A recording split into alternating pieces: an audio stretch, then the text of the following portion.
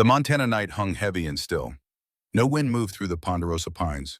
No creature stirred in the darkness beyond the porch light's reach.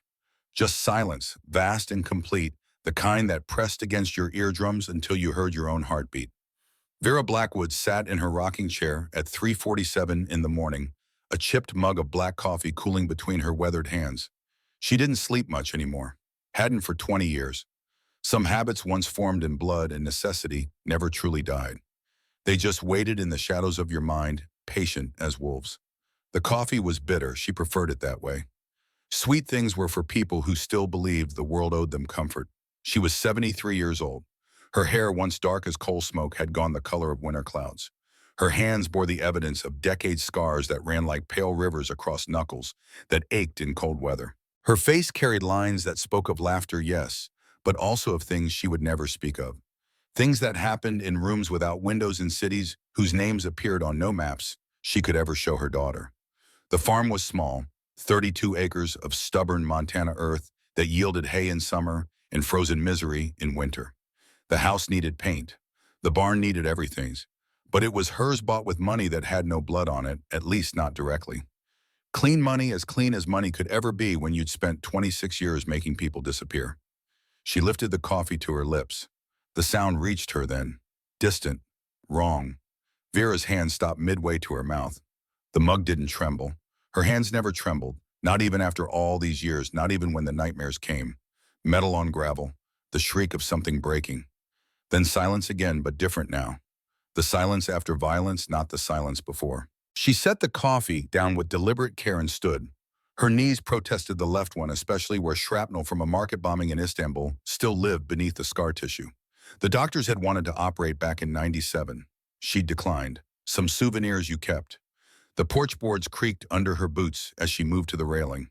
Her eyes still sharp despite the years scanned the darkness beyond the circle of light. The driveway curved away through the trees, disappearing into black. Nothing moved, but something was wrong. The air tasted different. Copper and gasoline. Fear, sweat, and blood.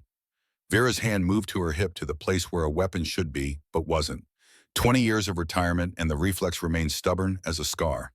She descended the porch steps and walked toward the sound. Her gait was steady, unhurried. If death was waiting in the darkness, rushing toward, it wouldn't change the outcome. She'd learned that lesson in a hotel room in Prague a lifetime ago, when she'd been someone else entirely. The gravel crunched under her boots, each step deliberate, each breath measured. Then she saw them. 3 motorcycles lay twisted on the ground like broken insects, metal catching the moonlight in jagged angles. Chrome and paint and shattered fiberglass scattered across her driveway. The bikes were custom expensive, the kind that men poured their souls into building. Now they were wreckage. And beside the wreckage, 3 men. They weren't moving. Vera stopped 10 feet away and studied the scene with the clinical detachment of someone who'd seen bodies before. Many bodies. Too many to count, too many to forget. The first man was the largest, maybe 6'2", barrel-chested, his leather vest torn and bloodied. His face was turned toward the sky, eyes closed, a deep gash running from his temple to his jaw. His chest rose and fell in shallow, rapid movements. Alive, but not for long without help. The second man was younger, maybe late 20s, blonde hair matted with blood. His right arm bent at an angle that made Vera's own bones ache in sympathy. He lay on his side unconscious, a pool of dark liquid spreading beneath him. The third man had gray in his beard and prison tattoos on his neck. His left leg twisted underneath him, bone visible through torn denim. He was trying to speak, his lips moving soundlessly, his eyes half open and unfocused. Vera should have called 911. That's what civilians did. That's what Vera Blackwood, retired librarian and widow, should have done. Instead, she turned and walked toward the barn. The night swallowed her footsteps. The 3 men lay bleeding in the gravel. And somewhere in the darkness beyond the trees, something watched. Waited. The barn door opened with a groan of old hinges that she kept meaning to oil, but never did. Some sounds served as better alarms than any electronic system. Inside, darkness pressed close, thick with the smell of hay and motor oil and years. Vera didn't turn on the lights. She didn't need them.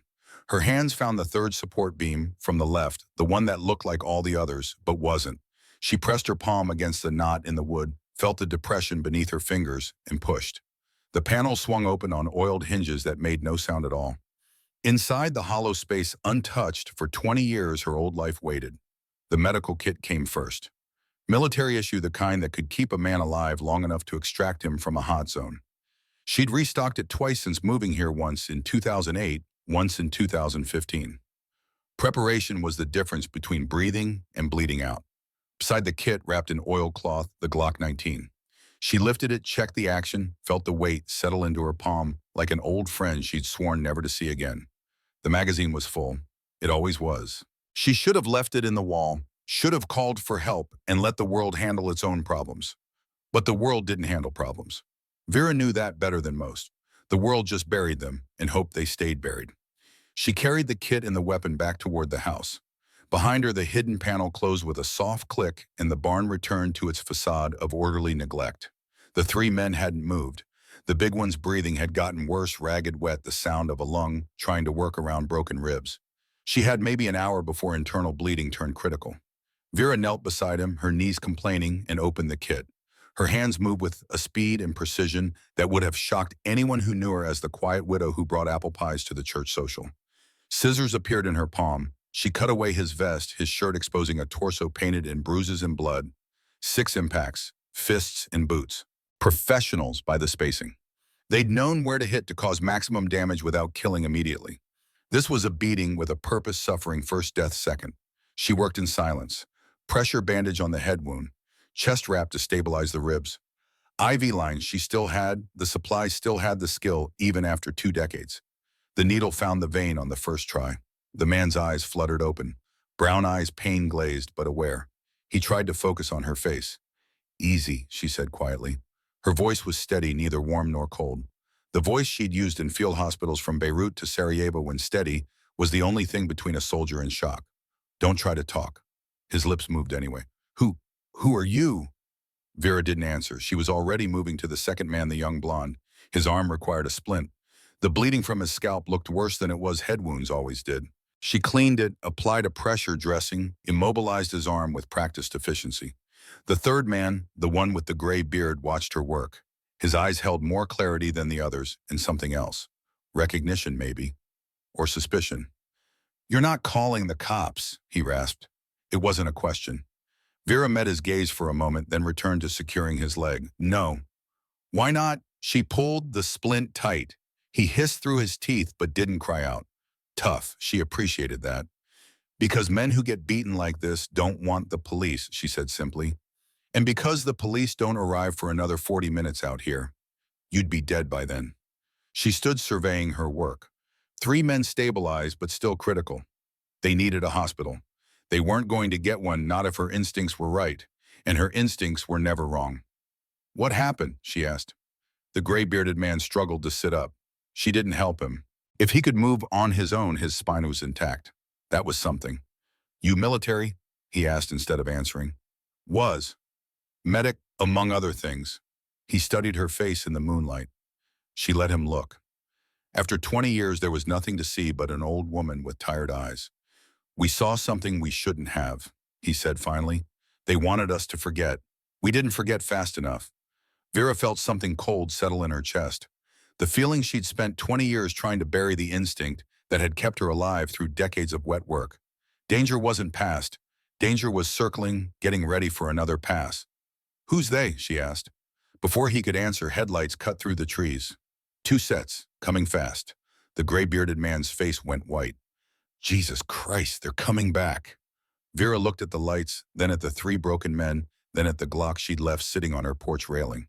She'd sworn she was done. Sworn it on Walter's grave, on her daughter's memory of a mother who'd finally learned to be normal. But some promises were made to be broken. "Can any of you walk?" she asked. "No," the big one managed. The young blonde was unconscious again. The graybeard shook his head. "Then you're about to see what else I was," Vera said quietly. She turned and walked toward the house, toward the weapon, toward the violence she thought she'd left behind. Behind her, the headlights grew brighter. The sound of powerful engines filled the night. Men's voices carried on the wind, hard and certain. Vera picked up the Glock and checked the chamber. Reflex took over. 20 years dissolved like morning mist. She whispered to the darkness, to the men who were coming to the past that refused to stay buried. "I was done. You should have let me stay done." The first vehicle crested the rise. And Vera Blackwood, who had once been someone else entirely, waited to remind the world why old wolves were the most dangerous. The SUV stopped 30 yards from the house engine's idling headlights, painting the scene in harsh white light. Vera stood on her porch, empty hands visible at her sides. The Glock rested on the small table behind her, hidden by the rocking chair's shadow. Close enough to reach, far enough not to look like a threat. The driver's door of the lead vehicle opened. A man stepped out. Mid-30s athletic build, wearing dark tactical pants and a leather jacket despite the summer warmth. His head was shaved, and even from this distance, Vera could see the tattoo crawling up his neck. A serpent coiled and ready to strike. "Evening," he called out. His voice carried the false friendliness of a predator who didn't consider his prey dangerous. "Sorry to disturb you so late, ma'am." "It's early," Vera corrected. "Morning, not evening." A smile that didn't reach his eyes. "My mistake. We're looking for some friends of ours. 3 men. They might have crashed their bikes around here." "I haven't seen anyone." The man took 3 steps forward, casual, confident. Behind him, doors opened on both SUVs. Vera counted 6 more men. They spread out with the practiced ease of people who'd done this before. Flanking positions, cutting off exits. "That's funny," the man said, "because we've been tracking them, GPS on their bikes, and according to our equipment, they're right here." He gestured toward the barn where twisted metals still caught the moonlight. "Those motorcycles," Vera said. "I found them an hour ago, no riders. I assumed someone wrecked and walked for help." "And you didn't call the police?" "Cell service is spotty out here. I was going to drive into town at first light." The man studied her. Vera kept her face neutral, her posture that of an old woman, mildly concerned but not afraid. Inside, she was calculating. 7 men. At least 3 would have firearms bulges under jackets at 4 o'clock positions. The others carried knives, maybe batons. The lead man, the talker, had military bearing. "Private security or former law enforcement?" "Mind if we look around?" he asked. "I mind very much. This is private property. You're trespassing." His smile evaporated. "Ma'am, I don't think you understand the situation." "I understand perfectly. 7 men with weapons have surrounded an old woman's home in the middle of the night. That's clear enough. Then you should understand that we're going to search your property, whether you cooperate or not." Vera let the silence stretch. Let them think she was afraid. Let them believe the tremor she put into her voice was real. "There's no need for threats," she said, softer now, weaker. "I'm just an old woman. I don't want any trouble." The man's posture relaxed. He'd won, or thought he had. "Smart lady. Boys, check the barn. Check the house. And keep your eyes open. These bikers are dangerous." 3 men moved toward the barn. 2 toward the house. The lead man and 1 other stayed by the vehicles, watching Vera like she might bolt. She didn't move. Just stood there, a frightened old woman on her own porch, hands clasped in front of her like she was praying. Inside, she was counting seconds, calculating angles, planning exits. The men reached the barn. The door groaned open. Flashlight beams cut through the darkness inside.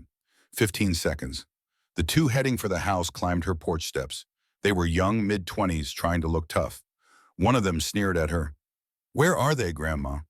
"I told your friend, I don't know what your bullshit. Those bikes didn't crash themselves." 20 seconds. From inside the barn, Hay found blood-fresh trail leading toward. Vera moved. Her hand closed around the Glock in one fluid motion. 2 decades of retirement meant nothing to reflexes trained through 10,000 repetitions. The weapon came up, sight picture, acquired trigger press, all one movement, all one thought. The shot broke the night like thunder. The man on her porch, the one who'd called her grandma, dropped with a hole in his chest before his brain could process that the old woman had just shot him. His partner was faster. His hand went for his weapon. Almost made it. Vera put 2 rounds through his torso before his gun cleared the holster. The lead man by the SUVs was screaming orders, going for cover, but Vera was already moving. She dropped behind the porch railing as return fire ripped through the space where she'd been standing. Wood splintered, glass shattered. She counted muzzle flashes. 4 shooters. 3 still in the barn, probably running back now. Vera's mind worked with the cold clarity that decades of combat training had burned into her neural pathways. The fear, the hesitation, the human reluctance to kill, all of it switched off like a light. What remained was pure calculation. 7 targets, 2 down, 5 remaining. Ammunition, 17 rounds in the magazine, 1 in the chamber. -2 fired, 16 rounds remaining. Cover porch railing. Sturdy oak would stop most pistol calibers, but not rifle rounds. She needed to move. Vera rolled left, came up firing, caught 1 man in the open, 3 shots center mass. He went down hard. 4 remaining. The barn team had reached the SUVs using the vehicles for cover. Smart. That made it harder. The lead man shouted, "Kane, report. 3 down, she's armed. Repeat, target is armed and hostile." Target. Not old woman, not civilian. Target. They'd made their first mistake coming here. Now they'd made their second. They'd underestimated her based on her age. There wouldn't be a third mistake.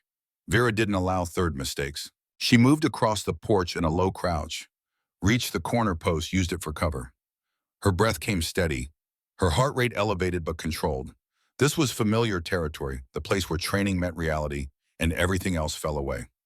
A man broke from behind the SUV trying to flank. Vera tracked him, led the target, fired twice. He stumbled, went down, clutching his leg. Not a killing shot, but he was out of the fight. 3 remaining. "Jesus Christ," someone yelled. "Who is this bitch?" Good question, Vera thought. The answer was complicated. The answer involved names she no longer used, places that no longer existed, and a body count she'd stopped tracking after the first 100. The answer was, "I'm the reason you should have left well enough alone." She didn't say that. She didn't say anything. Words were wasted on the dead. The lead man, Kane, was shouting into a radio now. "Need backup at target location. Multiple casualties. Repeat, need immediate backup." Backup. That was a problem. Vera had maybe 10 minutes before more arrived. She needed to end this. She dropped the magazine from the Glock, checked the rounds. 12 left. She'd need them. A voice came from behind the SUV, desperate. "Lady, we don't want any more trouble. Just give us the bikers and we'll leave." Vera considered this. Considered that these men had beaten 3 people nearly to death. Considered that they'd come back to finish the job. Considered that they'd threatened her home, her peace, the life she'd built from the ashes of her old one. "No," she called back. "What?" "I said no. You came to my home. You threatened me. You fired on me. The bikers stay, you leave. Or you join your friends on the ground." Silence. Then laughter. Hard, disbelieving laughter. "Old woman, you just killed 3 of our brothers. You think we're walking away from that? I think you don't have a choice. We got 4 guns to your 1. We got backup coming. You got nowhere to run." Vera smiled in the darkness. It wasn't a nice smile. It was the smile of someone who'd fought in places where 4-to-1 odds were called a fair fight. "I'm not running," she said quietly. Then she moved. Not backward, not to better cover. Forward. She vaulted the porch railing, landed in a controlled roll, came up firing. The surprise of an old woman charging them froze the remaining shooters for half a heartbeat. Half a heartbeat was all Vera needed. She put 3 rounds into the closest man before he could react. Shifted aim. The second man got his shot off the bullet and tore past her shoulder so close she felt the heat, but her return fire found his throat. 2 left, Kane and 1 other. They were scrambling backward, firing wildly, panic overriding training. Vera walked forward through their fire. Not running, not flinching. Just walking with steady, measured steps, her weapon up, her aim true. The last guard went down with 2 in the chest. Kane's gun clicked, empty. He stared at it, then at Vera, then tried to run. She could have let him go. Should have, maybe. He was beating his team dead or dying no threat. But Vera had learned long ago that threats didn't stay beaten. They came back with reinforcements. They told others. They started wars that got innocent people killed. She shot him in the back of both knees. He went down screaming. Vera walked to where he lay writhing in the gravel. She kept her gun trained on him, professional, her finger indexed along the frame, not the trigger. Control, always control. "Who sent you?" she asked. Kane was crying, cursing his hands, trying to reach the wounds he couldn't fix. "Fuck you." "Who sent you?" she repeated, her voice unchanged. "You're dead. You hear me when Mikhail finds out what you did." Vera's blood turned to ice water. Mikhail, not a name she'd heard in 20 years, not a name she'd ever wanted to hear again. "Mikhail Volkov," she asked, though she already knew the answer. Kane's eyes widened. "How do you know?" But Vera wasn't listening anymore. She was remembering. Prague, 1989. A warehouse full of children bound for buyers who would never be named. The man she'd killed there, the organization she'd destroyed. Konstantin Volkov, who'd sworn vengeance from a Czech prison cell. And Konstantin had a son, Mikhail, born in '87, which made him 38 now. Old enough to have built his own empire. Young enough to still burn with hatred. "Tell Mikhail," Vera said slowly, "that Elena sends her regards." Kane's face went white. "Elena, but you're dead. The fire in Moldova. Tell him I'm not dead. Tell him I'm exactly where he can find me. Tell him if he wants to finish what his father started, I'm waiting. She should have killed Cain then. Clean, professional, no witnesses. But she needed a messenger. Needed Mikhail to know she wasn't running, wasn't hiding. Because if Mikhail was hunting her, he'd already found her daughter. Her granddaughter. The only two people in the world she'd kill for. The only two people she'd die for. Vera stepped back, lowered her weapon. Go. Cain stared at her. What? Crawl to your vehicle. Drive away. Deliver the message. Don't come back. He didn't need to be told twice. Despite the agony in his legs, he dragged himself toward the SUV, leaving a trail of blood on her gravel driveway. Vera watched him go, watched him pull himself into the driver's seat, watched the SUV lurch into motion and disappear down the road, taillights fading into the pre-dawn darkness. Then she turned and walked back to the three bikers. They were conscious now, all three staring at her with expressions that ranged from shock to awe to something approaching fear. The gray-bearded one spoke first. Lady, what the hell are you? Vera looked down at the gun in her hand, at the bodies scattered across her property, at the life she'd spent 20 years trying to leave behind, now soaking into Montana soil. I was a librarian, she said quietly. Before that, I was someone else. She holstered the Glock and looked at the eastern horizon where the first gray light of morning was beginning to show. And now, she continued, I need to make a phone call, because Mikhail Volkov was coming. And when he arrived, he'd find out that some old wolves never truly retired. They just waited. The three bikers lay in her living room now on furniture that had hosted church socials and book club meetings. Blood seeped into her good couch. Her carpet would never be clean again. Vera didn't care. Furniture could be replaced. Lives couldn't. She'd move them inside one by one, supporting their weight, dragging when necessary. Her back screamed, her knees threatened mutiny. She ignored both.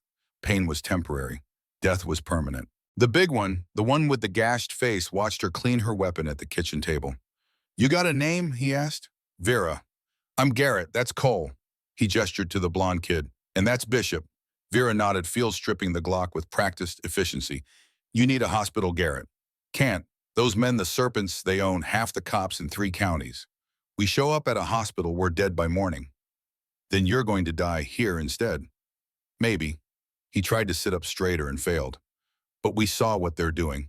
We got proof if we die before we can get it out. What did you see? Bishop the Graybeard answered. Girls, 14, maybe 15 years old. 20 of them being loaded into a shipping container at the Seattle docks. We followed a tip, tried to get photos. They spotted us. Vera's hands stilled on the weapon. Trafficking. Yeah. She looked at the 3 broken men, then at the bodies outside. Then at the phone on the wall, the landline she kept because cell service was unreliable, and because patterns learned over decades never truly faded. She should have called the police, should have called an ambulance, should have reported 7 dead men on her property and let the system handle it. But the system didn't handle men like Mikhail Volkov. The system barely acknowledged they existed. Vera stood and walked to the phone. She dialed a number she'd memorized 30 years ago and never forgotten. No one ever forgot their handler's emergency line. It rang 4 times, then a voice thick with sleep and age. This line is disconnected. Code Nightingale, Vera said quietly. A long pause, then, Jesus Christ, Elena. Hello, Hollis. You're dead. We buried you. I went to your goddamn funeral. I need help. Another pause. Longer. After 20 years, after you made us promise never to contact you, after you burned every bridge and disappeared. Yes. It must be bad. It's Volkov. She heard Hollis sit up, heard the rustle of sheets, the sound of bare feet hitting floor. When he spoke again, his voice had changed. The sleepiness was gone. What remained was the cold clarity of a man who'd spent 40 years in the intelligence community. Konstantin's dead. Cancer about 8 months back. I know, it's his son, Mikhail. Shit. He found me, Hollis, and he's not working alone.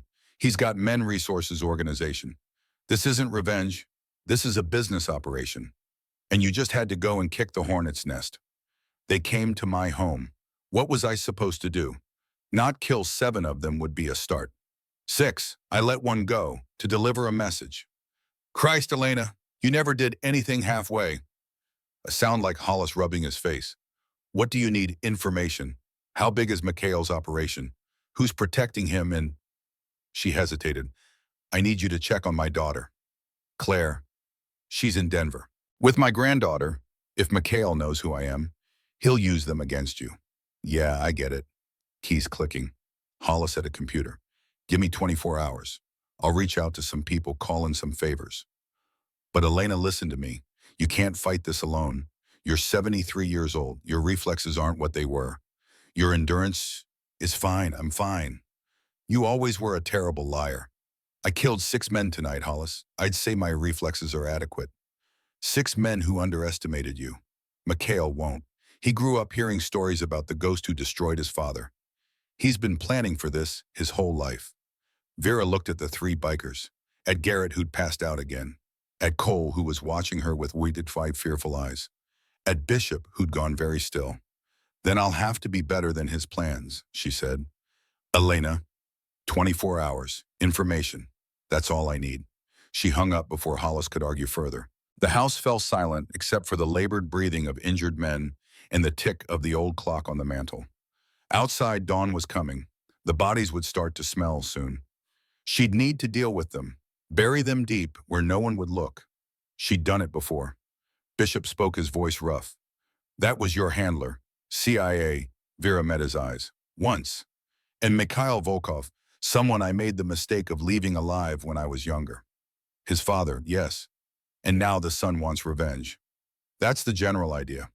Cole found his voice. Lady, Vera, what the hell did you do before you retired? Vera walked to the window and looked out at her farm, her peaceful farm where nothing ever happened, where she'd spent 20 years trying to become someone normal, someone who didn't wake from nightmares with her hands around invisible throats. I solved problems, she said quietly, the kind of problems governments couldn't admit they had, the kind that required a particular skill set. You were an assassin, Bishop said, not a question. Among other things. Garrett stirred semi-conscious. You're going to protect us. Vera turned to face them. 3 broken men who'd stumbled into her life at the worst possible moment. 3 witnesses to violence she couldn't erase. 3 complications she didn't need. She should have turned them over to the serpents. Should have washed her hands of this mess. Should have packed a bag and disappeared before Mikhail's reinforcements arrived. But looking at them bleeding on her couch dying because they'd tried to stop human trafficking, because they'd tried to do the right thing, she couldn't. Some principles once formed never truly died either. Yes, she said, I'm going to protect you. Why, Cole asked. You don't know us. This isn't your fight. Vera thought about Prague, about the children she'd pulled from that warehouse, about the ones she'd been too late to save, about the nightmares that still came 20 years later of small faces and smaller coffins. Because 20 of them are in a shipping container right now, she said, and if I don't stop it, who will? The silence that followed held weight, understanding, maybe even respect. Bishop finally spoke. We're going to slow you down. We're liabilities. Yes, you'd be better off alone. Probably, and so why not leave us? Vera looked at him, really looked, saw the scars on his knuckles, the prison ink on his neck, the weathering of a life spent on the wrong side of law and order. Saw also the pain in his eyes when he'd mentioned those girls, the way his hands had trembled with rage, not fear. Because alone is how you lose, she said. I learned that the hard way. She walked to the closet and opened it. Behind the winter coats and stored boxes, another hidden panel. This one revealed body armor, tactical vests, weapons she'd kept oiled and ready for 20 years just in case, finally came. Rest, she told them. You've got 6 hours, then we move. Move where? Garrett asked. Somewhere they won't expect. Somewhere I can control the terrain. Somewhere I can make them bleed for every inch. You got a place like that? Vera pulled out a tactical vest, checked the plates, found them still good. I've got 12. Christ, who were you really? She looked at the 3 of them, made a decision. If they were going to fight beside her, they deserved to know. My name was Elena Volkov, she said quietly. Code name Nightingale. CIA Special Activities Division, 1978 to 2004. Specialized in wet work and unconventional warfare. Confirmed kills 127. Unconfirmed probably twice that. I was trained to disappear, to infiltrate, to eliminate high-value targets in denied areas. I spent 26 years being the ghost in the machine, the knife in the dark. The reason bad men looked over their shoulders and good men slept sound. She met their eyes one by one. And then I got tired. I faked my death, took a new name, bought this farm, and tried to forget. For 20 years it worked. Until tonight, Bishop said. Until tonight. And now, Vera loaded the Glock, chambered around, holstered it, picked up a combat knife, tested the edge, found it sharp enough, strapped it to her thigh. Now, she said, Nightingale wakes up, and the people who disturbed her sleep are going to wish they hadn't. Outside, the sun finally crested the horizon. Morning light spilled across Montana, painting her farm in golden shadow, painting the bodies that littered her driveway, painting the end of one life and the beginning of something else, something older, something darker, something that should have stayed buried but refused to die. Vera Blackwood looked at her hands. Old hands, scarred hands, hands that trembled sometimes when she held her coffee, but never ever trembled when they held a weapon. 6 hours, she repeated, rest while you can, because in 6 hours the real war would begin. And God help anyone caught in the crossfire. The sun climbed higher over Montana, indifferent to the violence below. Vera had dragged the bodies into the barn by 7 a.m., wrapped them in tarps she'd bought years ago for exactly this purpose. Not because she'd expected to need them, because hope wasn't a strategy, and preparation was the difference between breathing and bleeding out. The three bikers slept fitfully in her living room. Garrett's breathing had stabilized. Cole's arm was immobilized properly. Bishop's leg would heal given time. Time they probably didn't have. Vera stood at her kitchen sink, scrubbing blood from under her fingernails. The water ran pink, then clear. Her face in the window reflection looked older in daylight. 73 years of gravity and choices pulling at features that had once been called beautiful, back when beauty mattered, back when she'd used it as a weapon like everything else. The phone rang. She picked up on the first ring. Hollis? Jesus, Elena, what did you do? I've got reports of a massacre at your location. 7 dead, all Serpent Syndicate. The local sheriff wants to investigate, but someone higher up is shutting him down. Someone with reach. Mikhail. Has to be. He's got people embedded deep. DEA, FBI, local law enforcement. This isn't just trafficking, Elena. This is an empire. Hollis paused. I checked on Claire. Vera's hand tightened on the phone. And she's fine, so's Addison. They're at Claire's house in Denver, no surveillance I could spot. But Elena, here's the thing, Claire's been getting calls. Unknown numbers, 3 in the past week, she hasn't answered. He's probing, finding weak points. That's my read, he knows who she is. He's just waiting for the right moment. Vera looked out the window at her farm, at the life she'd built from lies and distance, at the peace she'd purchased with 20 years of silence. It was over now, had been over the moment those bikers crashed in her driveway. I need extraction for civilians, she said. 3 men, injured but mobile, and I need weapons. Elena, I need a secure location, somewhere off the books, somewhere even you barely remember. Hollis was quiet for a long moment. When he spoke, his voice carried the weight of old battles and older loyalties. Montana isn't sustainable. Too isolated. If Mikhail brings his full force, you're cornered. I know. There's a facility, Wyoming, abandoned listening post from the Cold War. We used it for training in the 90s, should still have supplies cached. Coordinates, he gave them. Vera committed them to memory. Numbers and letters that meant survival or death depending on who reached them first. What's your play here, Hollis asked.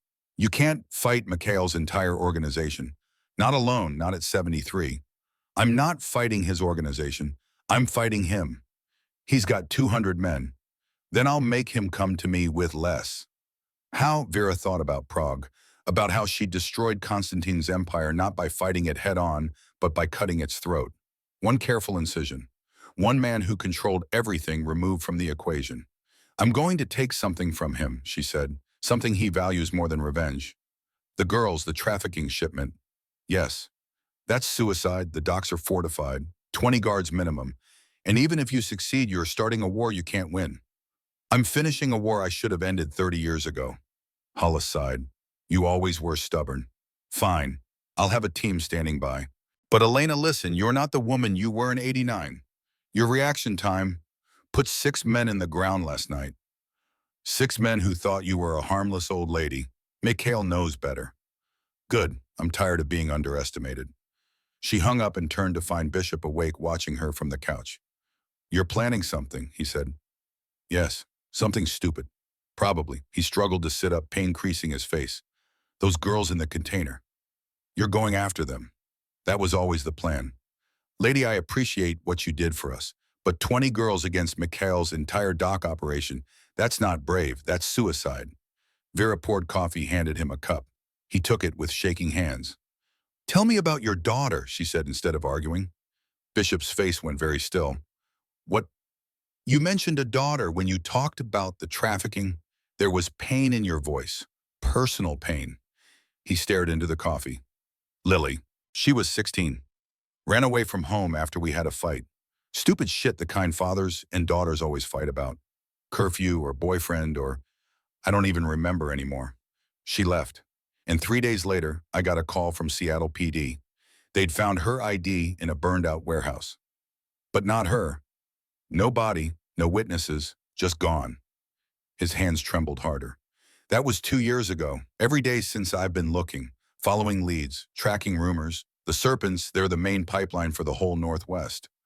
Girls come in through Seattle, get distributed across the country. And you think Lily's still alive?" "I have to think that, because if I don't," he looked up at her. "You got a daughter, yes. Then you understand you'd burn the world down to save her." Vera thought about Claire, about the 10 years of silence between them, about the granddaughter she'd never met because distance seems safer than love when your past had teeth. "Yes," she said quietly. "I understand." Garrett stirred, came awake with a start, reaching for a weapon that wasn't there. Years of riding had given him reflexes that never quite slept. "Easy," she said. "You're safe." He focused on her memory returning. "The Serpents, you killed 6 of them." "Yes." "Christ." He touched his bandaged head gingerly. "How long was I out?" 6 hours. You need more rest, but we don't have time. We're moving in 30 minutes. "Moving where?" "Somewhere more defensible. Mikhail will send reinforcements. This location is compromised." Cole woke, then younger and less controlled. "We should run. Get the hell out of Montana. Canada's 4 hours north." "Canada won't stop Mikhail," Vera said. "Neither will Mexico or anywhere else you're thinking. He has reach, resources, and now he has a reason to use them." "Because of you," Cole said. "Because you killed his men." "No, because his men came to kill you and failed. That makes Mikhail look weak. He can't afford weakness. So he'll come with everything he has. Then we're dead. Not if we move first." Garrett managed to stand using the couch arm for support. "You got a plan?" "Yes." "Care to share?" Vera looked at the 3 of them. Broken men who'd stumbled into something bigger than themselves, who'd tried to do the right thing and nearly died for it, who were now tied to her by blood and violence, and the simple fact that Mikhail would kill them to get to her. "We're going to hit the docks," she said. "Tonight, we're going to take those girls, and we're going to make Mikhail come to us on ground I choose." The 3 bikers stared at her. "That's insane," Cole said finally. "Yes. There's 4 of us, 3 injured, against however many. 26 guards at the dock. Shift change at midnight down to 18, plus 6 roving patrols. Cameras on 3-minute loops. 2 access points, both choke points, both defensible." "How do you know all that?" "Because I called in favors. Because I have friends who owe me things they can never repay. Because 30 years ago I helped design the security for that facility when it was a legitimate shipping operation before Mikhail bought it out from under its original owners." Bishop was nodding slowly. "You're not just planning to rescue those girls." "No. You're using them as bait. To draw Mikhail out, yes. That's cold, that's tactical. Those girls are already dead if we leave them. This way they have a chance, and we get Mikhail in a position where his resources don't matter." Garrett limped to the window, looked out at the morning. "You really think you can take him, 1 old woman and 3 busted-up bikers?" "No," Vera said honestly, "but 1 old woman who used to be something else, 3 bikers who have nothing left to lose, and about 6 former CIA operatives who owe me their lives that I can work with." "You got reinforcements coming?" "Yes." "When they're already here." The black SUV rolled up her driveway at 8:45. No sirens, no lights, just quiet certainty and the dust cloud that trailed behind like a ghost. Vera watched from the porch, coffee in hand, the Glock within easy reach. Patterns learned over decades never truly faded. The vehicle stopped. The driver's door opened and Hollis Brennan stepped out. He looked every one of his 74 years, gray-haired and weathered, but his eyes were sharp as they swept the property, taking in the blood-stained gravel, the torn-up earth where she'd dragged bodies, the bullet holes in her porch railing. "Jesus, Elena, you really did kill them all." "I said I did." Saying and seeing are different things. 3 more men emerged from the SUV, all in their 60s or early 70s, all moving with the careful economy of people whose bodies had been through wars and come out scarred, but functional. Vera recognized them, couldn't help but smile. Marcus Webb, I heard you died in Pakistan. The first man, tall and lean with burn scars on his neck, grinned. I got better. Thomas Aldrich victim, still can't grow a decent beard, I see. The second man, stocky and bald, laughed. Some things are beyond even CIA training. And Jack Brennan, the third man, extended his hand. Hollis's younger brother by 2 years. Burn scars covered his forearms, souvenirs from the Beirut embassy bombing in '84. You saved both of us that day, Jack said. Pulled us out of the fire when everyone else was running. I don't forget debts like that. Vera shook his hand. The scars under her fingers told the story she remembered.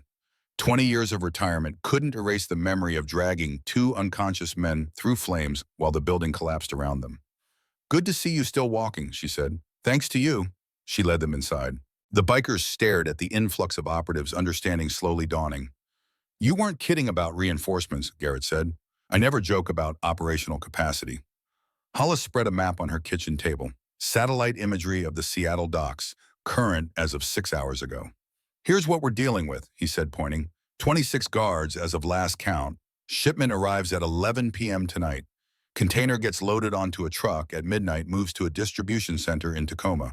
We hit them at the dock. We've got maybe 30-minute window before backup arrives. What about the girls? Bishop asked. What condition are they in?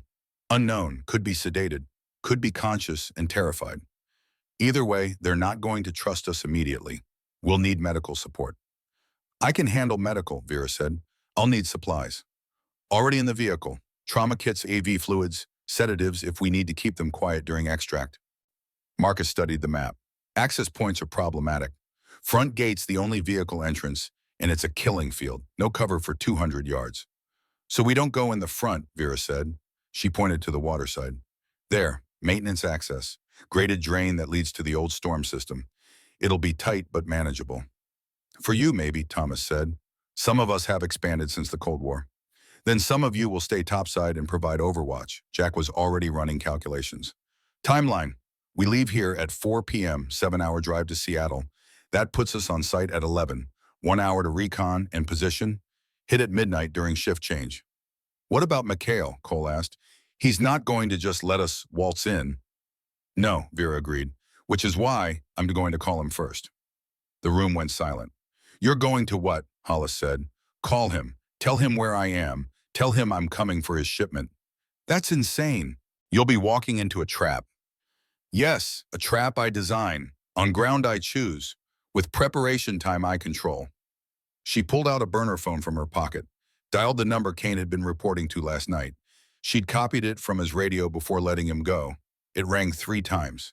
Then a voice heavily accented, cultured, You must be the old woman who killed my men. Mikhail Volkov. Ah, you know me. Then you know why I'm going to enjoy watching you die. Your father said the same thing from a prison cell where he rotted for 15 years before cancer ate him from the inside. Silence. Cold and furious. You dare. I dare everything because I'm not afraid of you. I'm not hiding. And tonight I'm taking your shipment. 20 girls. I'm going to pull them from your container and burn your entire operation to the ground. You can't be that stupid. Seattle docks. Midnight. Bring everything you have. Because I promise you, Mikhail, what I bring will be enough. She hung up. Hollis stared at her. You just declared war on a man with 200 armed soldiers. No, I told him where to find me. There's a difference. What difference? Soldiers spread across a territory are hard to fight. Soldiers concentrated in one location, angry and careless, coming at you straight on. Vera smiled. That's a target. Marcus was nodding slowly. You're going to Alamo them. Make them commit everything to one location. Then what? Then we don't fight them. You lost me. We don't fight 200 men. That's suicide. Instead, we extract the girls, fade into the infrastructure, and let Mikhail's own people tear the place apart looking for us. By the time they regroup, we're gone. And Mikhail will follow, alone or with a small team, because his pride won't allow anything else. He'll want to finish this personally. Where? Vera pointed to a different map. Wyoming. The coordinates Hollis had given her. There, where I have supplies. Sight lines. Home ground advantage. Jack studied the map. It's sound tactically, Risky as hell, but sound. Bishop spoke up. And if it doesn't work, if Nightingale brings his entire force, then we die, Vera said simply. But those girls live. And Mikhail's empire starts to crumble because he overcommitted to revenge instead of protecting his assets. Either way, we win. That's a hell of a definition of winning, Cole muttered. Welcome to the world I lived in for 26 years. They left Montana at 4:15 p.m. 3 vehicles. Vera rode with Hollis in the lead SUV. The bikers followed in a truck Thomas had procured from God knows where. Marcus and Jack brought up the rear in a surveillance van loaded with equipment that probably violated 6 federal laws. The highway stretched ahead empty in the late afternoon sun. Hollis drove. Vera rode shotgun. Literally, there was a Remington 870 between her knees, loaded with slug safety on. You really think this'll work? Hollis asked after an hour of silence. No. Oh. Then why? Because it's the only play we have. And because sometimes the only difference between a suicide mission and a successful operation is commitment. That's not comforting. It's not supposed to be. Another mile passed, then another. Claire doesn't know, does she, Hollis said, about any of this? No. You going to tell her before tonight?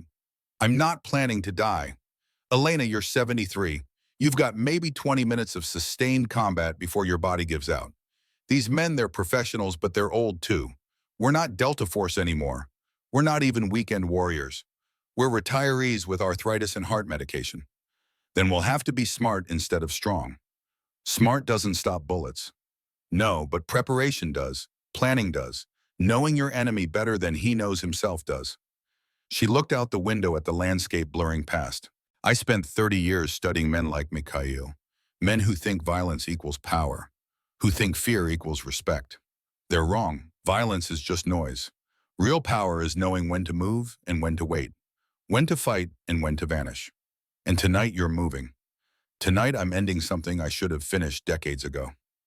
Hollis was quiet for a moment. Then you remember Prague every day. Those kids we pulled out. 82 of them. They'd be adults now. 40, 45 years old. Maybe they have kids of their own. Families, lives, because you went in when everyone else said it was too risky. We lost 14. We saved 82. The 14 haunt me more. They haunt me too. But Elena, those 82, they lived. That matters. Vera touched the scar on her wrist. The one from Prague, from the knife fight in the warehouse basement. From the man who'd almost killed her before she'd put her thumbs through his eyes. 20 girls tonight, she said. If we pull this off. If. When. Hollis smiled despite himself. There's the Elena I remember. Stubborn as a mule and twice as mean. I prefer determined and appropriately aggressive.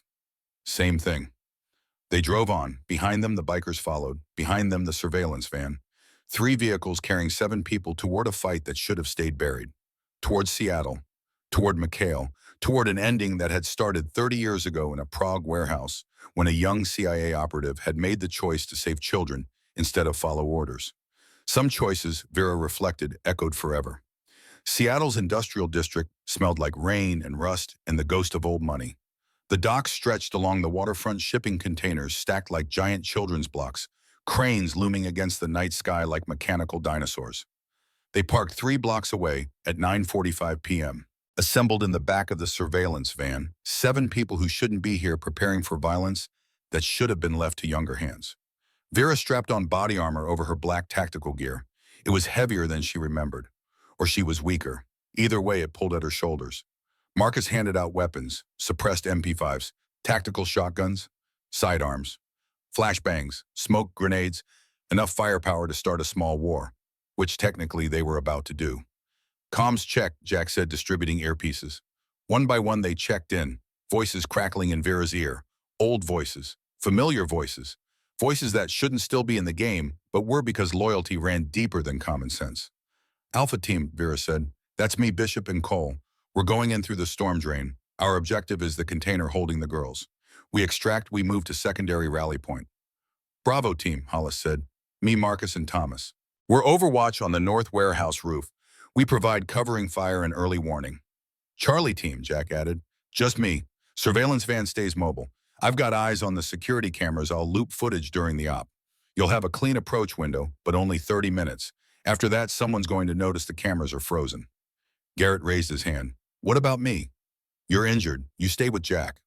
Bullshit. I can fight. You can barely walk. You're a liability in the field. Vera's voice was firm but not unkind. Jack needs someone riding shotgun in case things go sideways. That's you. Garrett's jaw clenched, but he nodded. He knew she was right. Vera looked at each of them. 7 people against Mikhail's empire.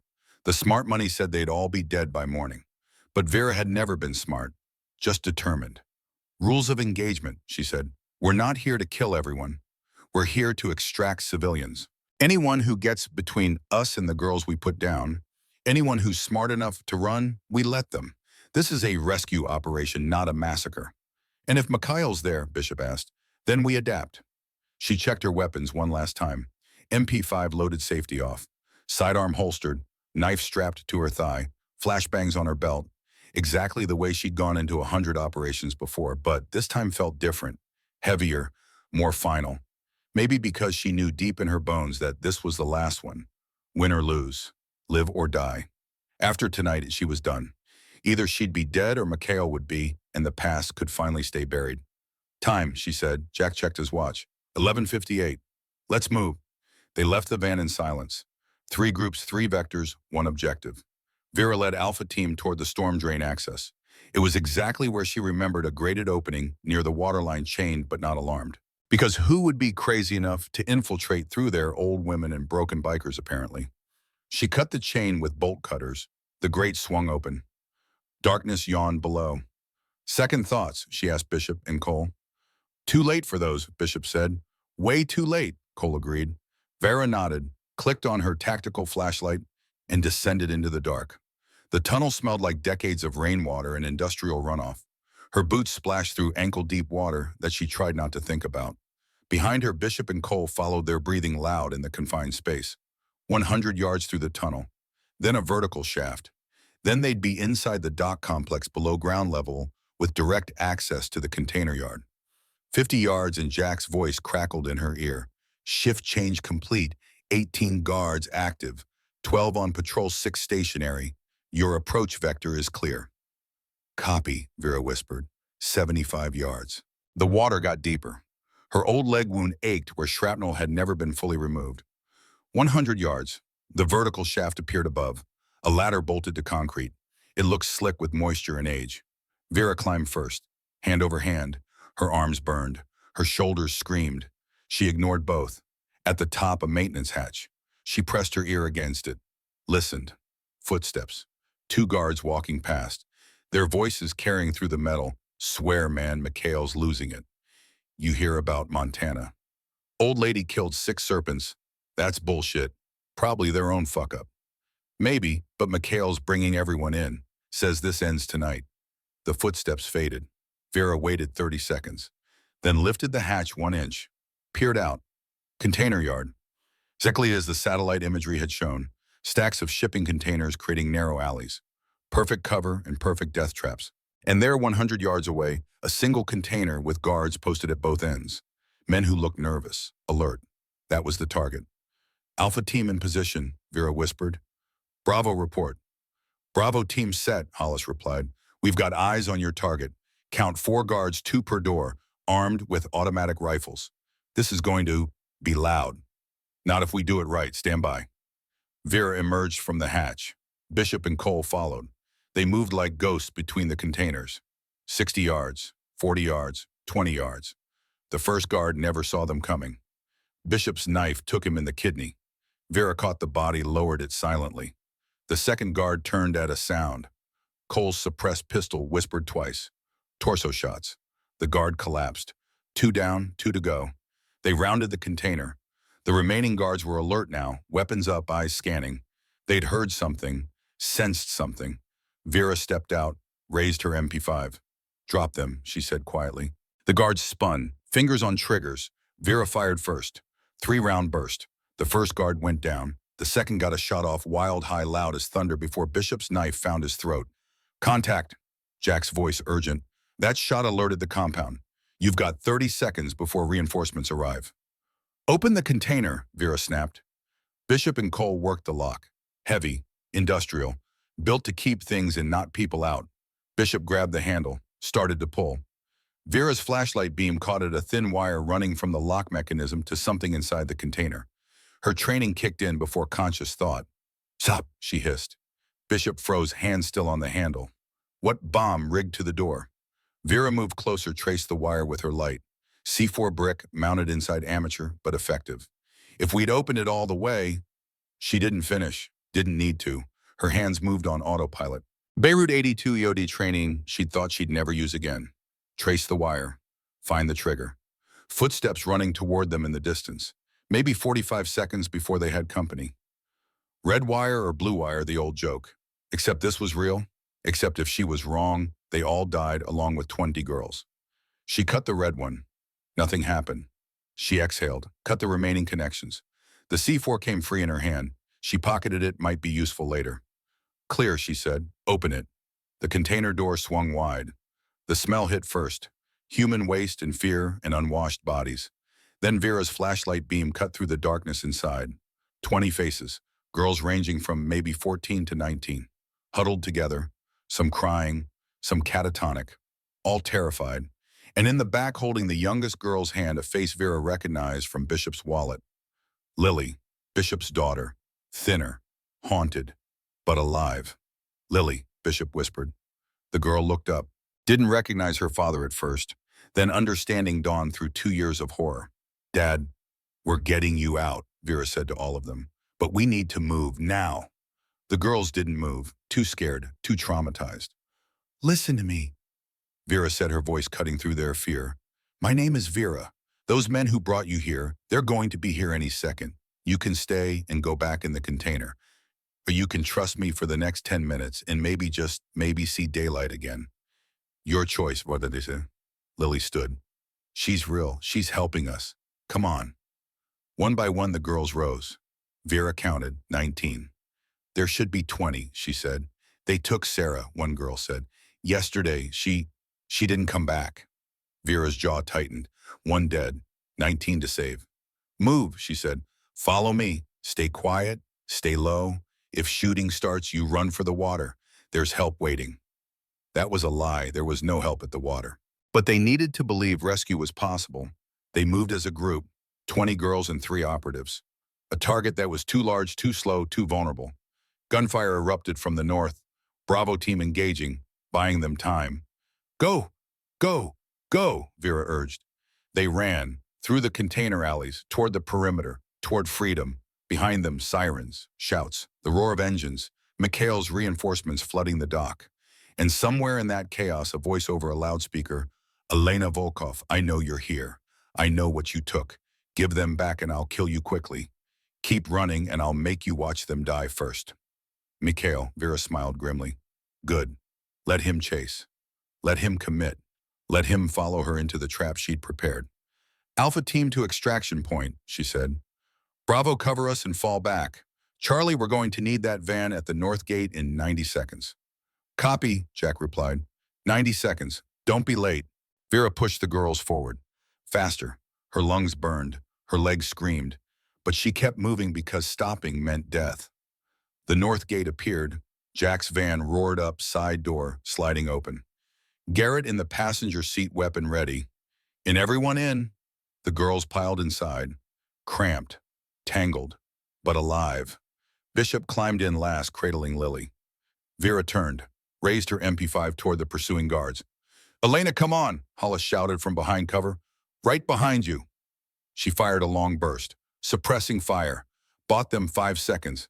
Then she ran for the van. A bullet hit her body armor. Impact like a sledgehammer. She stumbled, kept moving. Another bullet. This one found her shoulder.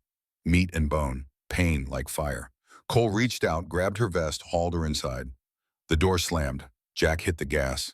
They were moving, away from the docks, away from Mikhail, away from death, for now. Vera pressed her hand against the shoulder wound. Blood seeped between her fingers. Not arterial. She'd live. "That was insane," Cole said, breathless. "That was Tuesday," Vera replied. Around them, 19 girls wept with relief. Lily clung to Bishop like she'd never let go. The van raced through Seattle streets toward a safe house that Hollis swore still existed. And behind them at the docks, Mikhail Volkov stood among his scattered guards and screamed orders into the night. The chase had begun. And Vera was exactly where she wanted to be, leading him toward Wyoming, toward the place where this would end, one way or another. The safe house was a lie wrapped in peeling paint and broken windows. Hollis had called it secure.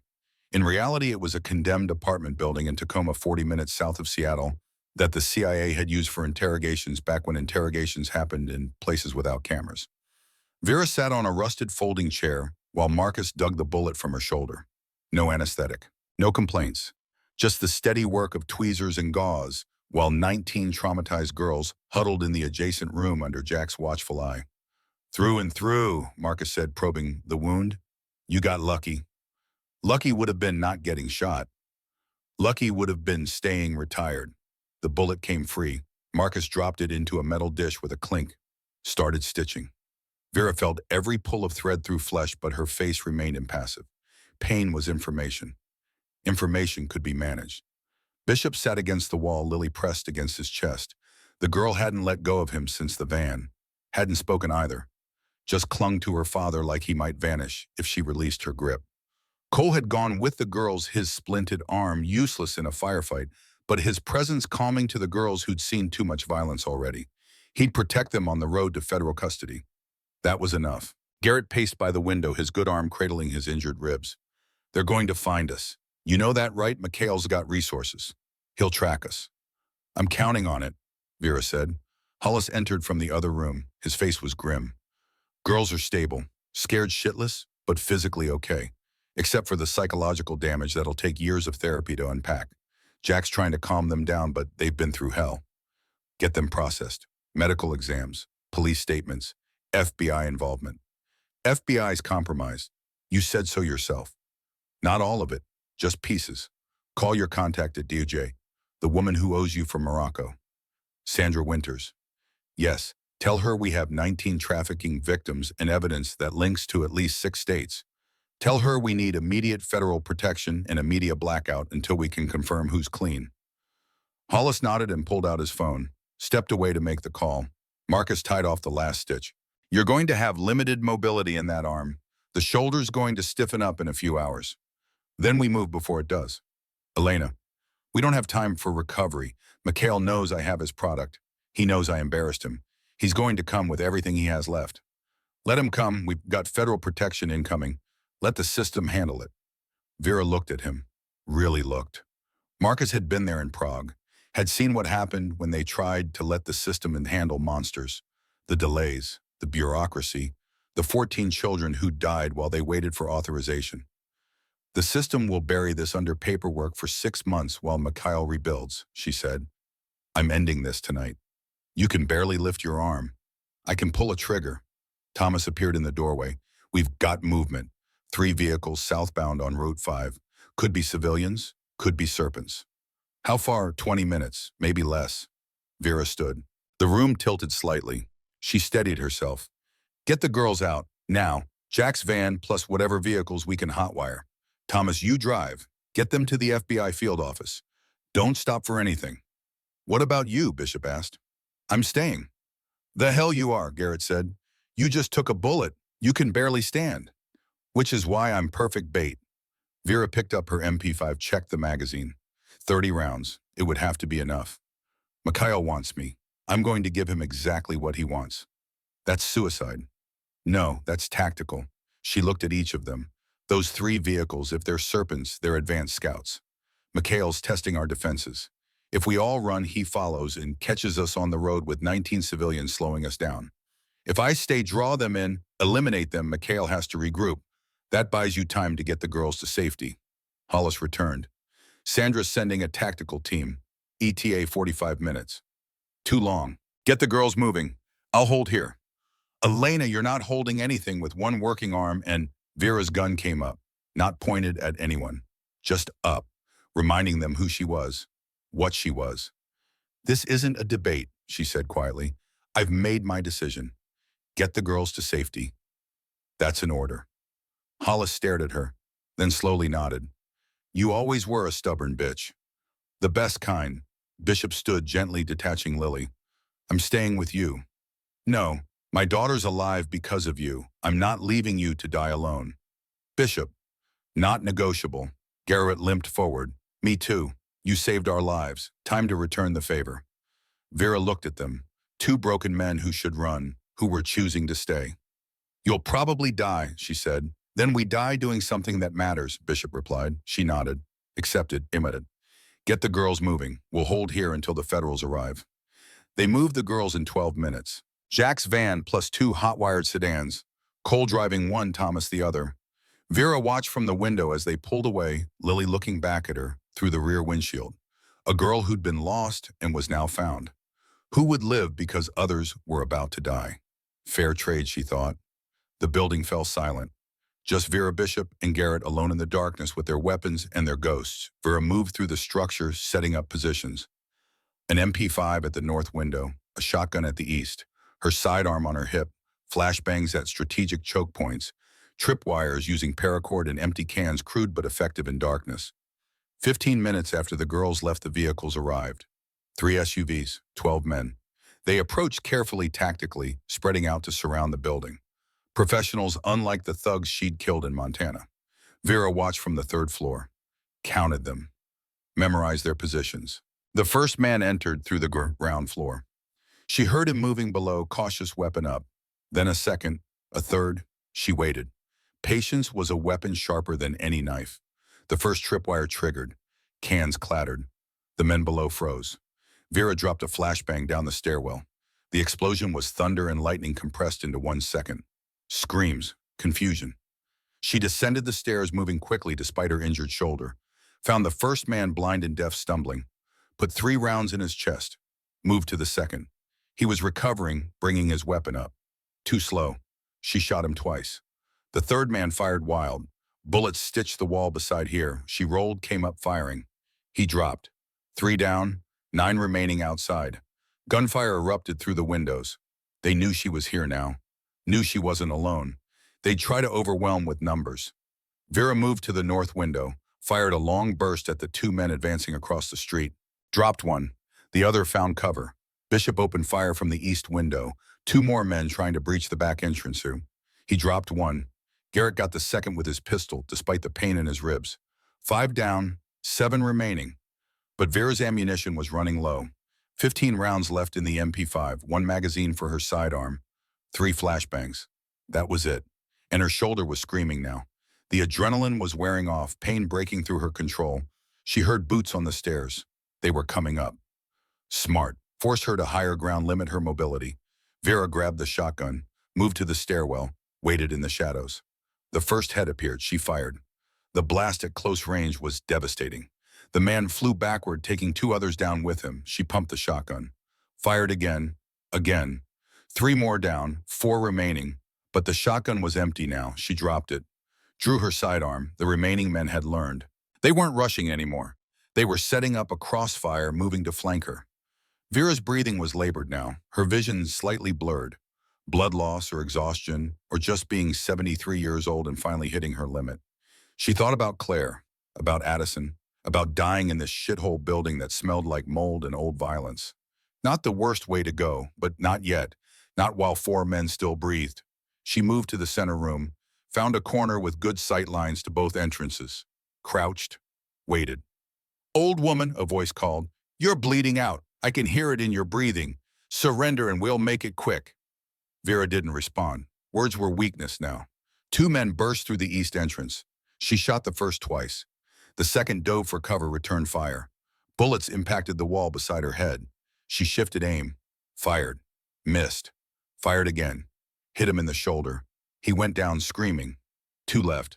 But her magazine was empty. She ejected it, reached for her spare. Her fingers were numb. The magazine slipped, clattered to the floor. The remaining 2 men heard it. Heard opportunity. They rushed her position together. Smart. Overwhelming force. Vera grabbed the knife from her thigh, the one she'd carried since Beirut, the one that had tasted blood in a dozen countries. The first man rounded the corner. She drove the blade up through his jaw into his brain. He dropped like a puppet with cut strings. The second man's gun came up. Point-blank range. No way to dodge. This was it. The end of the road. The last page of a story that had gone on too long. She looked him in the eyes, showed no fear. If death was coming, she'd meet it standing. The gun fired. but the bullet didn't hit her. The man's head snapped forward, exit wound in his forehead. He collapsed. Vera spun. In the doorway stood Bishop, smoking pistol in hand, leaning heavily on the doorframe. Lily behind him, eyes wide but determined. You left, Vera said. Came back. My daughter's alive because of you. Couldn't let you die alone. Bishop slid down the wall, leaving a blood trail. He'd been hit. Badly. Besides, someone had to save your stubborn ass. Lily rushed to him. Dad, no. It's okay, baby. You're safe. That's all that matters. Vera moved to him, pressed her hand against the worst wound, gut shot, maybe liver. Fatal without immediate surgery. Why, she asked. Because you saved us first. Because my daughter's alive because of you. Because, he coughed, blood on his lips. Because that's what family does. I'm not your family. Yeah, you are. Garrett appeared in the doorway, limping, weapon drawn. Building's clear, but we got more coming, maybe 20 minutes out. Sirens in the distance. The federal team arriving. Finally. Bishop's eyes closed, his breathing shallow but still there. Still fighting. Hang on, Vera said. Help's coming. Elena, he whispered. Take care of her. Lily, promise me. You're going to take care of her yourself. Promise. I promise, boy. His hand found Lily's, squeezed once, then went still. Lily screamed. Vera pulled her away, let Garrett take her. The girl collapsed into his arms, sobbing. Vera stood on shaking legs, walked to the window, looked out at the Seattle skyline. Somewhere in that sprawl of light and concrete, Mikhail Volkov was planning his next move, gathering his forces, preparing for the final confrontation. Good. Let him come. She had one last fight in her, one last stand, and this time one of them wouldn't walk away. The FBI arrived with the subtlety of a sledgehammer. 15 agents, tactical gear, enough firepower to level the building. They found Vera sitting among 12 corpses, bleeding from her shoulder knife still in her hand. Bishop's body lay covered with Garrett's jacket. Lily sat against the far wall, staring at nothing. Sandra Winters was among them. 50-something, steel-gray hair, eyes that had seen too much and forgiven too little. Christ, Nightingale, you look like hell. I've been told. The girls? Safe, your people have them. In protective custody, medical evaluations underway. They're going to need serious therapy, but they'll live. Thanks to you. Vera stood. The room spun. She steadied herself against the wall. Mikhail Volkov, you need to bring him in. Already on it. We've got teams moving on his known locations. But Elena, you need medical attention. You've lost a lot of blood. I'm fine. You're clearly not fine. Let the EMTs... I said I'm fine. Sandra studied her, recognition dawning. You're using yourself as bait. You want him to come for you. Yes. That's insane. He's got resources. He'll bring an army. Then I'll need a good battlefield. We can protect you. Witness protection. New identity. Disappear again. Vera thought about the last 20 years. About being Vera Blackwood, quiet widow, harmless old woman. About the loneliness, the distance from Claire. The granddaughter she'd never held. No more running, she said. This ends tonight. You're in no condition to fight. Then I'll die, but I'll die on my feet on ground. I choose taking him with me. Sandra shook her head. You're either the bravest woman I've ever met or the craziest. Both. Now get me a helicopter and coordinates for the Wyoming facility. And Sandra, make sure Mikhail knows where I'm going. You want me to tell him? I want him to follow. I want him to bring everyone he has left. And I want him to think he's going to win. And then, Vera smiled. It was not a nice smile. And then I teach him the difference between revenge and justice. The helicopter touched down at the Wyoming facility at 3:47 a.m. The sun was still hours away, but the eastern sky held the promise of dawn. The facility was exactly as Hollis had described. An abandoned Cold War listening post built into the side of a mountain. Concrete bunkers, underground tunnels, clear sight lines for miles in every direction. Perfect for defense, perfect for a last stand. Hollis had arrived ahead of her with Marcus Thomas and Jack. They had spent the hours setting up. Weapons, ammunition, medical supplies, everything she'd need. Garrett had insisted on coming. His ribs were wrapped tight, his face pale from blood loss, but his jaw was set. I'm seeing this through, was all he'd said. Vera hadn't argued. Some debts could only be paid in blood. He's coming, Hollis said as she climbed from the helicopter. We've been monitoring communications. Mikhail's assembled every serpent in 3 states. 87 vehicles, maybe 200 men. Good. Elena, that's not good. That's a goddamn army. An army that's angry, unfocused, coming straight at a fortified position they don't understand. She looked at the bunkers, at the mountain behind them, at the kill zones Marcus had helped her identify. This is where it ends. You keep saying that. You know the math. 6 of us against 200. Those are suicide odds. Only if we fight fair. She entered the main bunker. The interior smelled of dust and old coffee. Maps covered the walls. Weapon racks lined the perimeter. Everything she'd cached here 30 years ago still waiting. She selected an M4 carbine, checked the action, loaded it, added 6 magazines to her tactical vest. Marcus approached. Your shoulder's bleeding again. You need to rest. I'll rest when I'm dead. That could be in about 6 hours. Then I'll rest then. Thomas entered carrying a laptop. Drones are up. We've got visual on the approach roads. Mikhail's convoy is 40 miles out. Moving fast. ETA 90 minutes. Defensive positions. North Ridge for primary firing position. South bunker as fallback. Underground tunnel to the east if we need to evac. We're not evading. Elena, this is where I make my stand. This is where he dies, or I do. There's no middle ground. Hollis pulled her aside, away from the others. His voice low urgent. You don't have to do this. We can still pull back. Let the FBI handle it. The FBI will arrest him, put him in a cell, where he'll run his empire for another 20 years while his lawyers file appeals, where he'll order hits on witnesses, where he'll continue trafficking girls because men like Mikhail always find a way. So what, you're judge and jury now? I'm the executioner. I should have been 30 years ago in Prague. I made a mistake leaving Konstantin alive. I won't make it again. That's not justice, that's revenge. Call it whatever helps you sleep. I stopped sleeping years ago. She walked away, climbed to the North Ridge, looked out at the landscape, scrubland and rock. No cover for attackers, no concealment, just open ground that would become a killing field when Mikhail's forces arrived. The wind carried the smell of sagebrush in distance. The sky was beginning to lighten. Morning was coming, and with it the end of everything. Mikhail's convoy appeared at 5:32 a.m. 87 vehicles stretched across the highway like a mechanical serpent. They stopped 3 miles out, gathering, planning, preparing for assault. Vera watched through binoculars from the North Ridge, counted vehicles, estimated troops. 200 was accurate, maybe slightly more. She activated her radio. All stations, this is Nightingale. Enemy force at 3 miles. Prepare for contact. Hollis responded. We should have called in more support. This is all the support I need. A single vehicle broke from the convoy. Black SUV. It drove forward alone. Stopped 1 mile out. The door opened. A man stepped out. Vera focused the binoculars. Mikhail Volkov, 38 years old. His father's features, but younger. Harder. Angrier. He raised a megaphone. His voice carried across the distance. Elena Volkov, I know you're watching. I want to talk. Vera picked up her own megaphone. Then talk. Face to face, no weapons, just you and me. We end this like civilized people. I've seen your civilization, girls in containers. That's not civilization. That's barbarism. My father built an empire, you destroyed it, sent him to prison where he rotted for 15 years. You think I'm going to let that stand?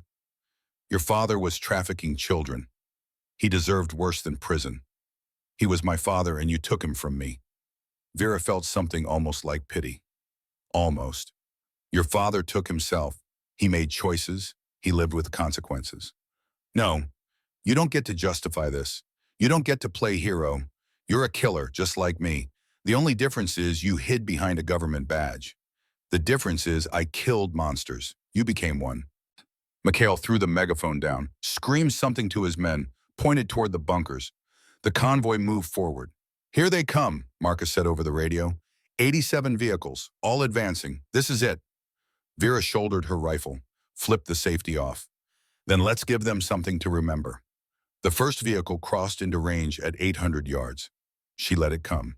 700, 600. At 500 yards, she fired. The shot was perfect. Through the windshield, through the driver. The vehicle swerved, crashed into the one beside it. Both exploded in a fireball that sent black smoke into the morning sky. Contact, she called. Engaging. Hollis opened fire from the south bunker. Marcus from the east, Thomas from a hidden position in the rocks. Jack worked the technical systems looping security managing drones. Garrett, despite his injuries, had positioned himself in the tunnel entrance with a rifle last line of defense if they were overrun. The convoy scattered, vehicles peeling off in all directions, men pouring out, taking cover, returning fire. The battle had begun. Vera worked methodically. Target acquisition, breathe, fire, shift, repeat. One man down, another, but there were so many. For every one she dropped, three more appeared. Bullets impacted around her position, chipping concrete, throwing dust. She ignored them. Training took over the fundamentals drilled into her decades ago. Her shoulder screamed, blood soaked through her bandage. Her vision blurred. She kept firing. An explosion rocked the south bunker. RPG, Hollis was shouting something, but the words were lost in the chaos. The enemy was advancing, using the destroyed vehicles for cover, getting closer, 200 yards, 150, 100. Vera switched to her sidearm, better for close range. A man crested the ridge. She shot him. Another appeared. She shot him too. But they kept coming, wave after wave, overwhelming through sheer numbers. She was down to her last magazine. Her knife waited on her thigh, but if it came to knives, she was already dead. The radio crackled. Elena, fall back. We can't hold. Negative. I'm not running. You're going to die. Then I'll die to hear. A figure appeared in front of her. Close. Too close to shoot. Mikhail Volkov, breathing hard, gun pointed at her chest. They stared at each other across 5 feet of Wyoming dust. You killed my men, he said. Yes. You destroyed my operation.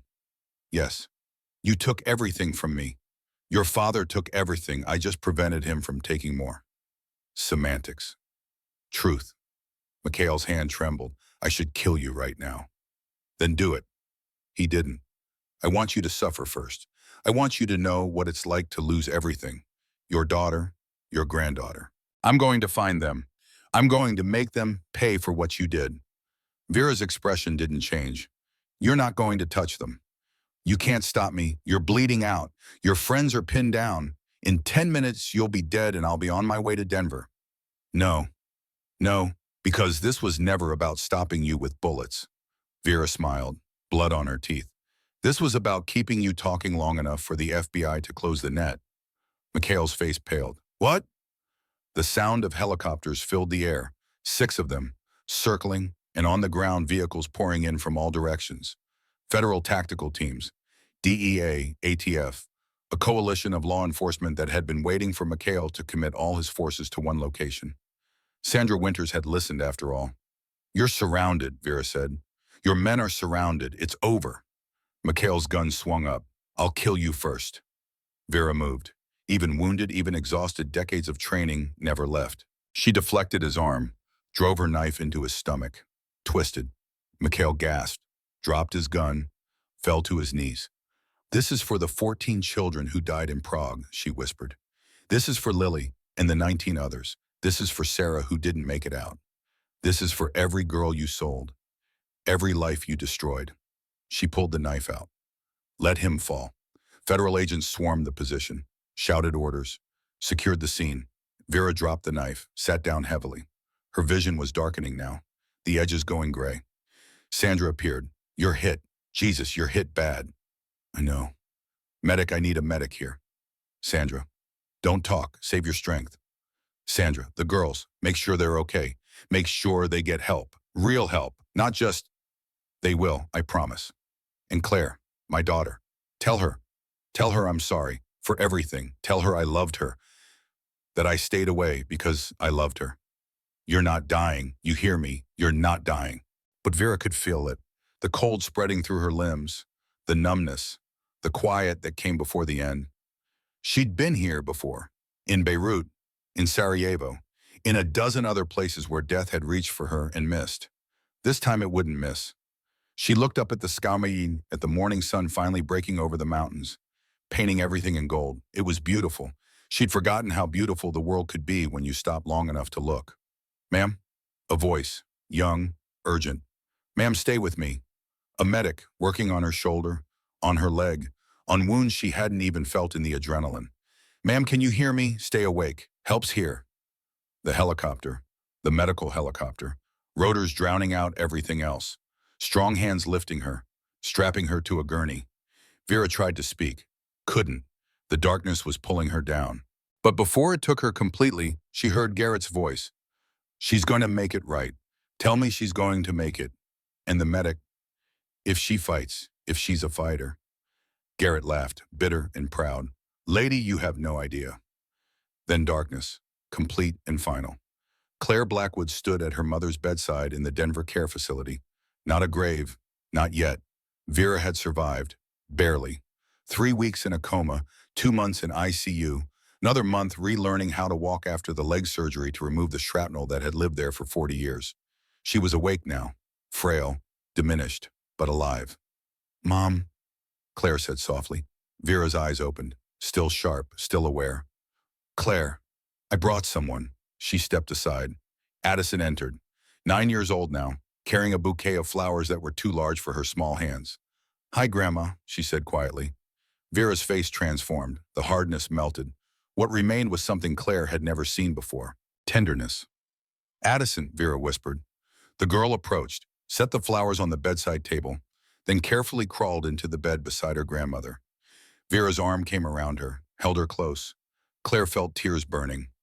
She wanted to meet you. I thought, after everything, you deserve to know her. Thank you.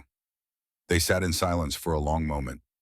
3 generations, linked by blood and by choices made decades ago. Sandra told me everything, Claire said finally. Who you were, what you did, the girls you saved. I'm sorry I lied. I'm sorry I stayed away. You had every right. No, I was angry. I was selfish. I thought you chose work over me. I didn't understand you were trying to protect me. Vera closed her eyes. I made so many mistakes. You saved 19 girls, stopped a trafficking empire. Sandra said the evidence you gathered led to 200 arrests across 6 states. 20 girls. There were supposed to be 20. Mom, you can't save everyone. Doesn't make it easier. Addison stirred. Grandma, are you a hero? Vera looked down at her, at innocence that still believed in simple answers. No, sweetheart, just an old woman who did what needed to be done. Miss Winters says you're the bravest person she knows.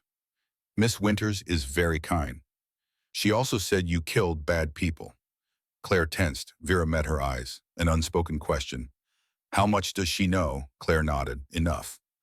I did, Vera said carefully, when I had to stop them from hurting others. Like the men who hurt Lily. You know about Lily. She came to visit last week with Mr. Garrett. She brought me cookies. Addison looked up at Vera. She said you saved her, that you're the reason she got to come home. Vera's throat tightened. How is she? Sad sometimes, but better. She's seeing a doctor who helps her talk about bad things. Mr. Garrett says it takes time. It does. She wants to meet you. She asked me to tell you thank you. Vera nodded, couldn't speak. Claire leaned forward. The FBI offered you a position. Consulting, training new agents on trafficking patterns. I'm done, Claire. This body is done. They said you can work from home. Part-time, just analysis, no field work. I don't know if, Mom, those girls need someone who understands, who's been in the dark and knows the way out. You could help hundreds more, not with a gun, with knowledge. Vera looked at Addison, at the future sleeping against her chest, at the life she'd almost lost. Maybe, she said, maybe I could do that. The house in Denver was small but comfortable. Claire had found it close enough to visit far enough that Vera didn't feel like a burden. Vera sat at her kitchen table laptop open reviewing case files for the FBI's anti-trafficking task force. Her consulting work, her penance, her way of fighting without a weapon. The doorbell rang. She rose slowly, the leg still ached in cold weather, and opened the door. Garrett stood there, thinner than she remembered. Older, but alive. Heard you were back among the living, he said. Barely, you. Doc says I'll live to regret everything, so normal. He held up a bottle. Brought whiskey. Thought you might want company. Vera smiled. Come in. They sat at the kitchen table, 2 old warriors who'd survived when they shouldn't have. Lily's doing good, Garrett said. Started college, wants to be a social worker. Help kids like her. That's good. Bishop would be proud. Yes, he would. They drank in silence. You ever think about it? Garrett asked. That night. Every day. Me too, he refilled their glasses. I keep wondering if it was worth it. All that death, all that pain. 19 girls went home to their families. Lily's alive. Mikhail's empire is destroyed. And Bishop's dead. And you're crippled. And I wake up screaming 3 times a week. Yes. So was it worth it? Vera thought about Addison, about the world she'd grow up in, slightly safer, slightly better, because 20 people had stood against darkness. Ask me in another year, she said. They finished the bottle. Garrett left as the sun was setting. Vera returned to her laptop, to the case files, to the work that never ended. But this time she wasn't alone. Claire called every evening. Addison visited on weekends. Lily sent emails updates on her life, on her healing, on the girl she used to be slowly returning. And in facilities across 6 states, 18 other girls were rebuilding their lives, learning to trust again, learning to hope again, because one old woman had refused to look away. Claire found the envelope in her mother's desk drawer 2 years later. The gentle stroke had taken Vera peacefully in her sleep at 75. The envelope was addressed to Claire. Inside a letter in Vera's handwriting. Claire, if you're reading this, I'm gone. The truth is complicated, but it comes down to this: I was dangerous. The people I'd killed had long memories. Staying close meant putting you at risk. Loving you meant letting you go. I wasn't the mother you deserved. I missed birthdays and graduations. I can't change that. But every decision I made, every mission I took, every person I eliminated, it was to make the world safer for children like you, like Addison, so they could grow up without monsters in the shadows. The last 2 years with you and Addison were the happiest of my life. Thank you for giving me that gift. Be happy. Live fully. And if Addison asks about her grandmother, tell her the truth. Tell her I was complicated. Tell her I made mistakes. But tell her I tried. And tell her that sometimes the people who've done the darkest things are the ones who fight hardest for the light. Mom, P.S. There's a box in the closet. Photos from my years. Places I went. People I saved. You deserve to know not just who I was, but why. Claire read it twice. Found the box. Opened it. Inside, photographs. Vera in tactical gear with children pulled from warehouses. With soldiers she'd saved. In front of destroyed trafficking operations. At the bottom, a photo from Prague, 1989. Vera at 26 holding a small girl crying into her shoulder. On the back, Maria, age 6, the first one I saved. The reason I kept fighting. Claire looked at Addison, now 11, doing homework. Sweetie, she said, come here, I want to tell you about your grandmother. Addison climbed into her lap. Was she really a spy? She was, but more than that, she believed one person could make a difference. That fighting for what's right, even when it costs everything, is worth it. Do you believe that? Claire looked at the photos, at faces of children, now adults with families, at 19 girls who'd walked out of darkness. Yeah, she said, I do. 2 years after Vera's death, Claire stood at a podium in Washington, D.C., speaking at a trafficking prevention conference. Behind her, a screen showed Vera's photo, gray-haired, weathered, smiling as Addison hugged her. My mother was complicated, Claire began. She was a killer. She took lives, and for years I hated her for it. She paused, looked at the audience. Agents, social workers, survivors. But I understand now. She didn't choose that life over me. She chose it for me, for all of us, so children could sleep safely. Photos cycled. The 19 girls from Seattle, where they were now, college students, mothers, survivors. In her final year, my mother consulted on 47 cases. Her analysis led to the rescue of 216 victims. She did this from a wheelchair, proving you don't need weapons to fight monsters. Just the will to not look away. Claire's voice broke. She wasn't perfect. She lived with ghosts. But she saved over 400 lives. 400 people alive because one woman decided justice mattered more than safety. She looked at Lily in the third row, tears streaming. My mother's last words were, keep fighting. Not with guns, with knowledge, with laws, with systems protecting the vulnerable. She held up a card. I've started the Vera Blackwood Foundation. We're funding research, training law enforcement, supporting survivors. The screen changed. Vera in her kitchen teaching Addison to bake. Both laughing, covered in flour. She wanted to be remembered as a grandmother, but I'm going to remember her as she really was, a warrior, a guardian, a woman who proved one person, no matter how broken, can change the world. The room erupted in applause, and in that moment Claire felt it. Her mother's presence, not haunting, just love.